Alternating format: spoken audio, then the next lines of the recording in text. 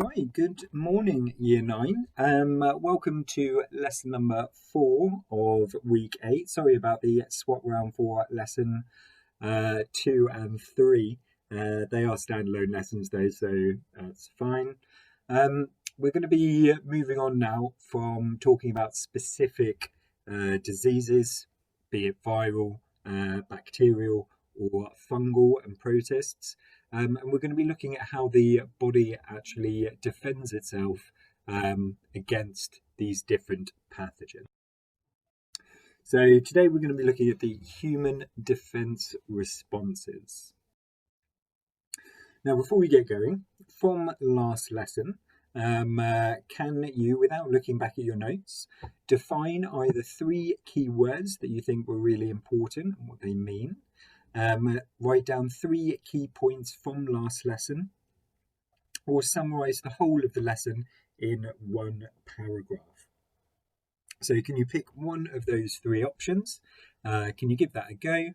And then look back at your notes just to check that what you'd put is correct. So pause the video now, please.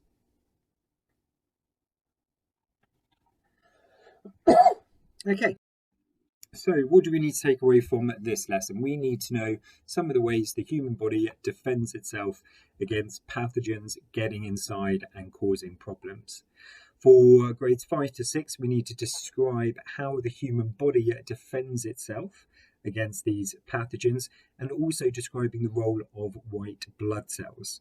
And for 7 to 8, we need to explain how to reduce overactive immune system can cause illness.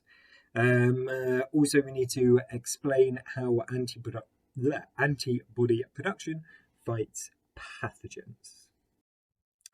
Okay, so before we begin, we've done a lot about pathogens, the different groups of pathogens, and that you need to know specific diseases in them.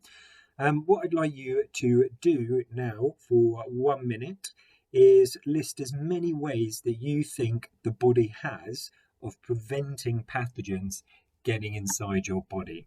So what does our body have to reduce the number of pathogens getting inside us? So pause the video and have a go at that now, please. Okay, so we're going to be covering the ways, the main ways in which the body protects itself. So hopefully from your list, you can see whether you actually knew any of those beforehand. Okay, so you don't need to write anything for this one, but these are some examples of things that you might have thought of. Obviously, the skin is a really important organ. It's the largest organ, and that sort of acts as a barrier against the pathogens getting in. But there are gaps in our skin, so our eyes, from urination, the reproductive systems, things, digestive systems, things like that. So we need other things in place so that they can't sort of bypass and get in. So we have special things in our respiratory system that protect us from pathogens. We'll look at, we have tears in our eyes that also helps them getting, stop the pathogens getting in. Things like saliva and stomach acid, if they get in through eating food or drink. And also there's some things in the bladder and reproductive systems. So what I'd like you to do, and there's different options that you can do. You can either screenshot this and print it, or just go on Google Images and just get an outline of a body, or just draw an outline of a body. I'd probably go for about an A4 size, because we're going to be annotating this body with the different ways in which it's protected from pathogens. So either print or draw it by hand, it doesn't matter. You don't need all the detail that's inside the body, you just need an outline really. So pause the video and do that. Okay, so what we're going to do is we're going to go through some of the many defense mechanisms that our body has from stopping pathogens getting inside it. So we call this the first line of defense. Sometimes pathogens do get in, and we're going to talk about what the body does then afterwards. but this is kind of the first line of defense. So now you've got your picture or your outline of the body.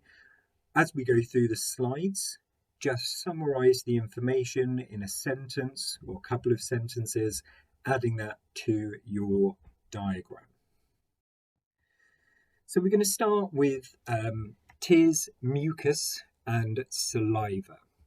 So tears, obviously, inside the eye, are produced by the tear glands that will release it onto your eye, and that has many important functions. But one of the really important functions of it is it washes away any of the microorganisms.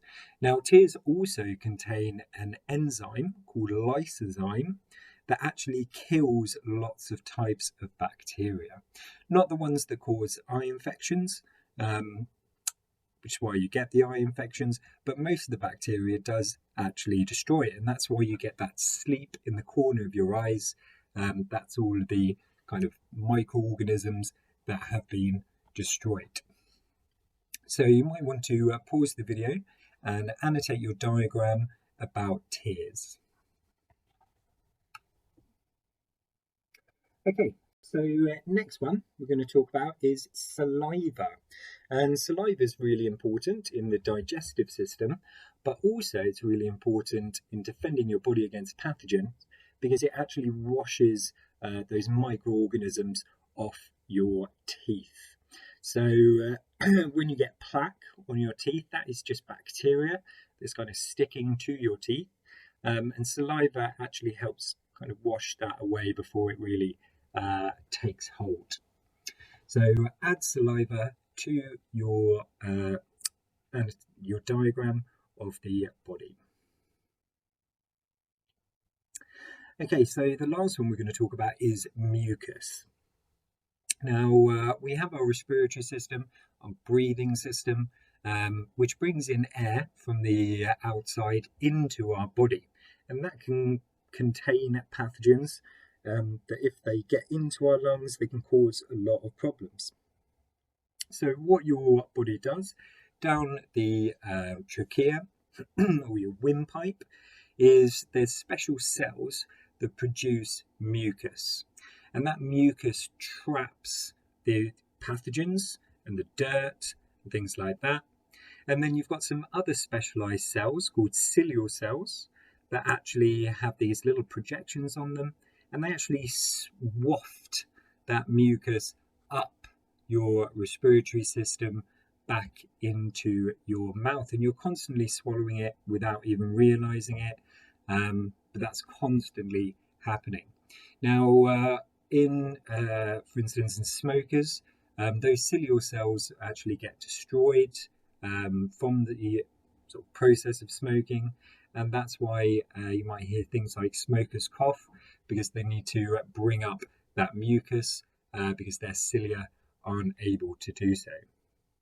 So pause the video, make sure you've got those three things on your diagram of a human. Okay, so on now, and we're going to be looking at the skin. Now, the skin is very, very important at keeping pathogens out of your body. It does it by different ways. So first of all, it's just a physical barrier that stops microorganisms getting in. But also it does some rather crafty things to reduce the amount of pathogens that are on your skin as well. And one of the things that it does produces sweat and oils, and that will actually kill a lot of the bacteria. There'll be a lot of salt in sweat, and that will actually kill a lot of the bacteria.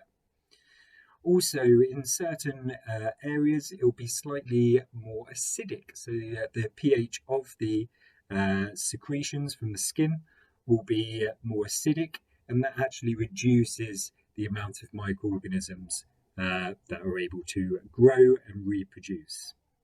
So have a read through, pause the video, make sure that you've got about skin on your outline.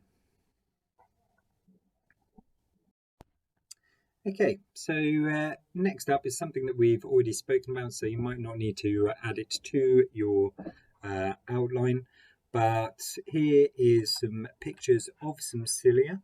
So as I say, these are specialized cells, and these cilial cells have these projections that you can see at the bottom, and they waft up that mucus, taking it away from your lungs and back to your mouth. Okay, next really important thing, we spoke about stomach acid, which is actually hydrochloric acid, when we were doing about digestion.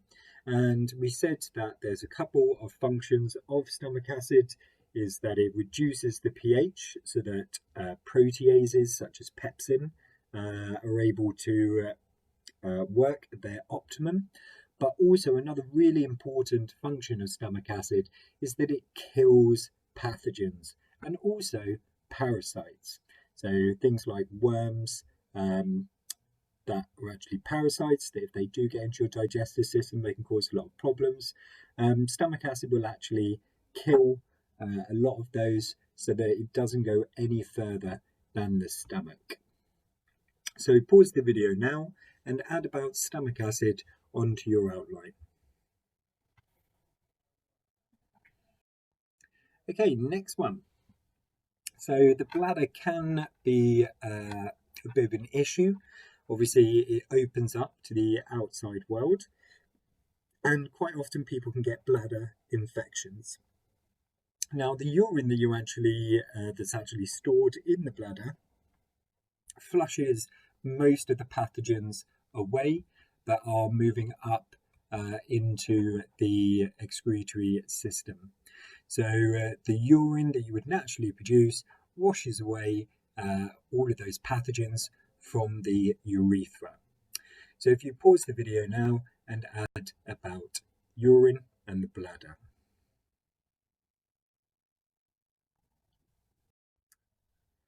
Okay, another one is that actually we've got loads and loads of beneficial, also known as friendly bacteria. So your skin is covered in bacteria, and most of those are good for you. They're beneficial. They actually reduce the amount of the bad bacteria and other pathogens. In your digestive system, you've got a huge amount of bacteria as well. And again, really important because they provide us with certain vitamins that we need. In fact, you have more bacterial cells in and on your body than you have human cells. So huge amount of them. And as I say, most of them are absolutely fine. They do us no harm. But one of the things they do is keep the numbers of the bad ones, the pathogens, from taking over. So if you pause the video now, and you can put on about friendly or beneficial bacteria.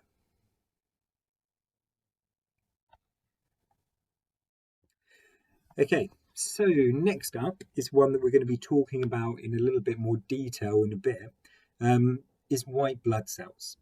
So neutrophils are a type of white blood cells, and they're really important. They do many different things.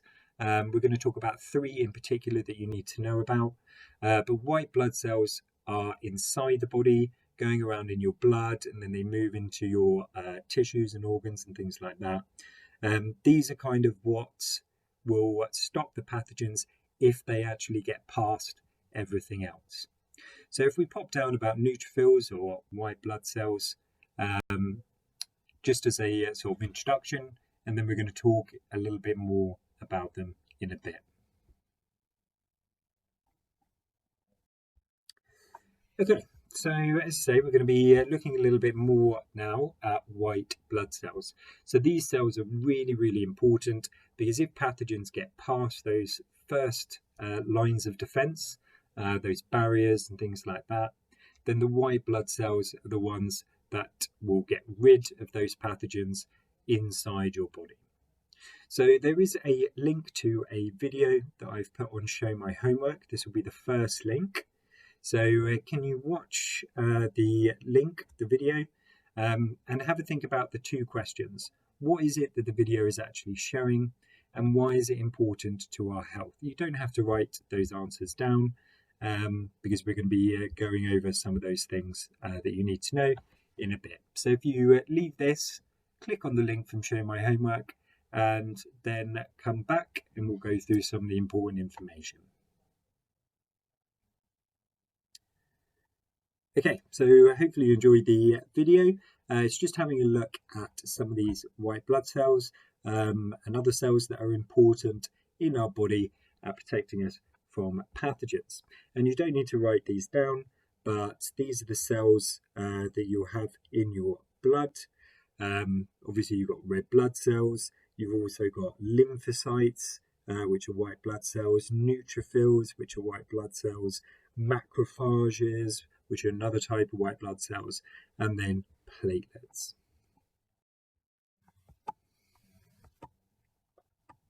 Okay, so white blood cells. This is the second line of defense. So if those pathogens have breached the first lines of defense that we went through, then the white blood cells will come in and try and destroy the pathogens that are inside.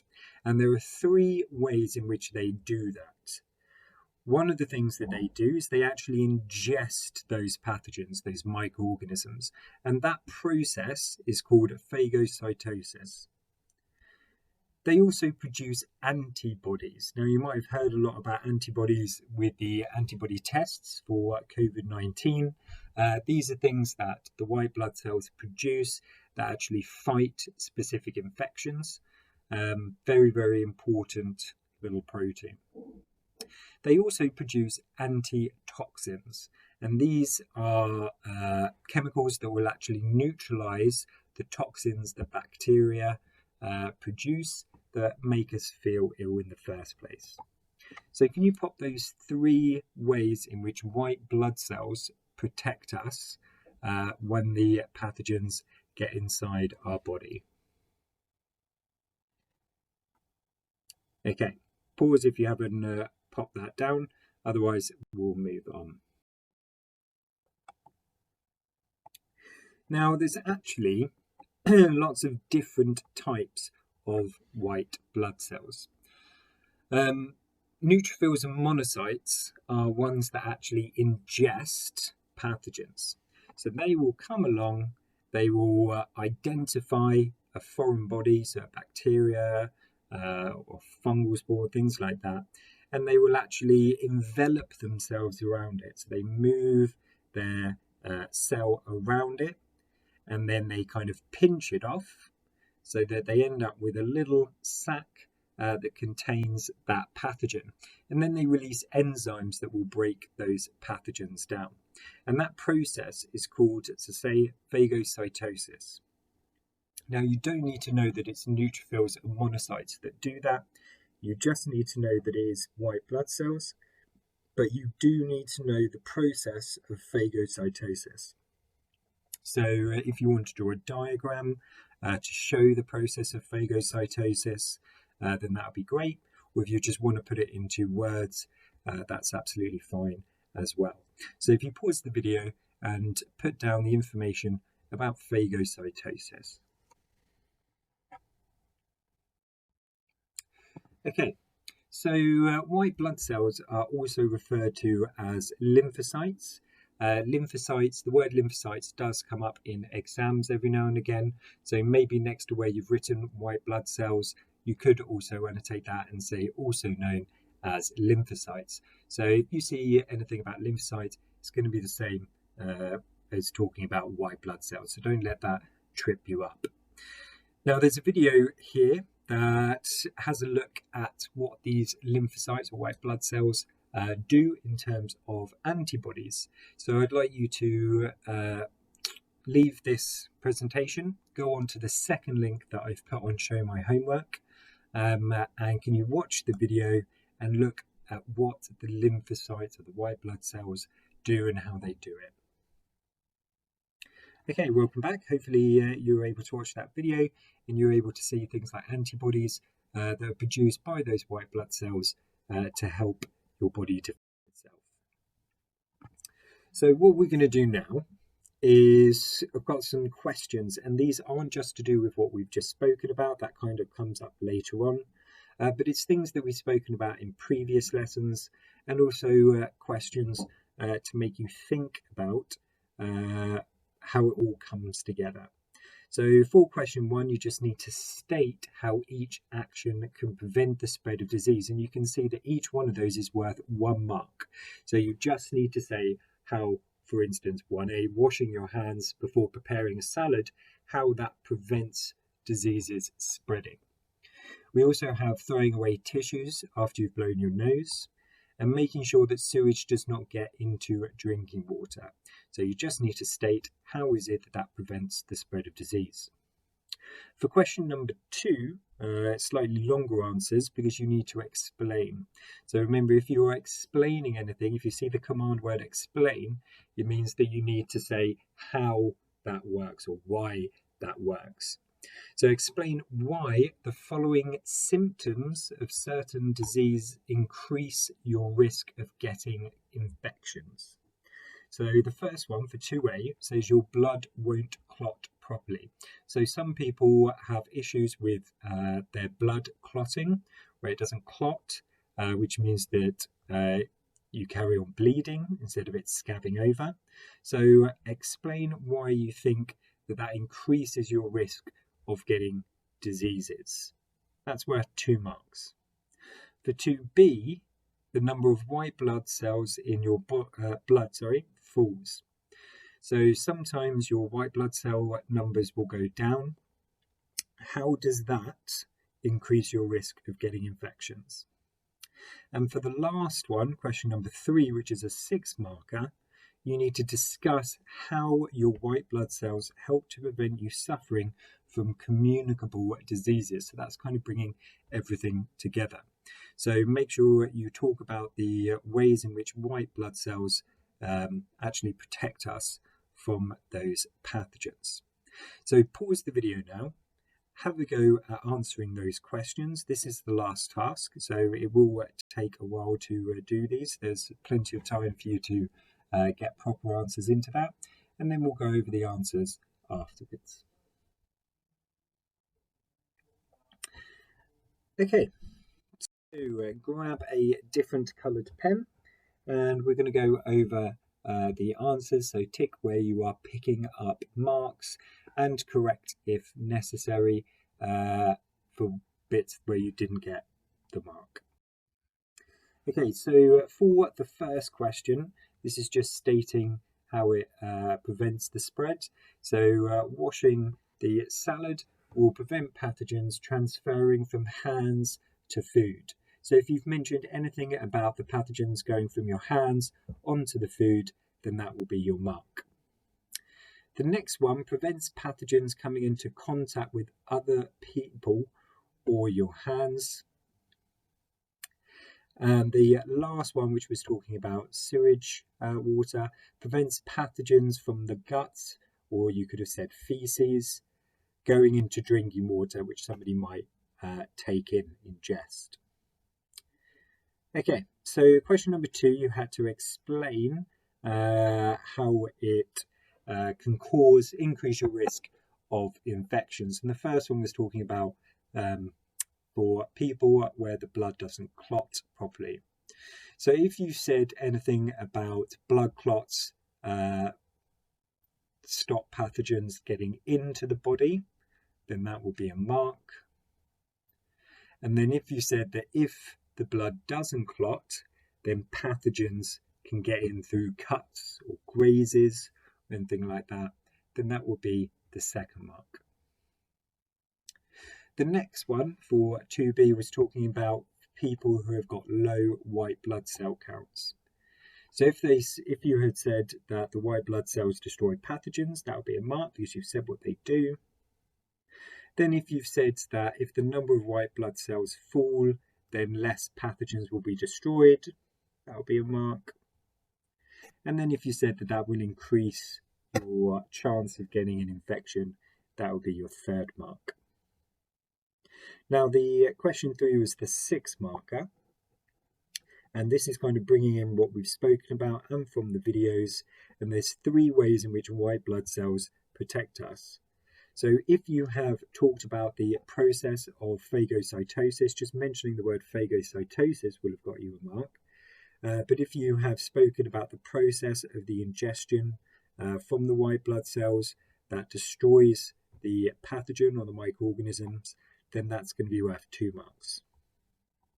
If you've talked about how the white blood cells produce antibodies, that's going to be a mark, and that those destroy pathogens, or particular pathogens, or cause them to clump together, any of those, that will be another mark. For the last one, if you've said that white blood cells produce antitoxins, that's going to be a mark. And then if you said that those toxins will neutralize or counteract the toxins produced by pathogens, then that will be your final mark. So do any corrections that you need to, or add to anything that you need to. Hopefully we're able to get most of those marks, but this kind of ties other lessons that we've done about along with the white blood cells. So hopefully we were able to link those things together. So that's it from me for today. Looking at the human defense system. So hopefully from this we're able to state some of the ways in which the human body defends itself. So tears, saliva, stomach acid, all of those things. Hopefully we can talk about some of those. For grades 5 to 6, we need to be able to describe how it stops those pathogens getting in, and also describing the role of white blood cells. And then for 7 to 8, so explain how a reduced or overactive immune system can cause illness. So for that is looking at if your blood doesn't clot, things like that, linking the information together.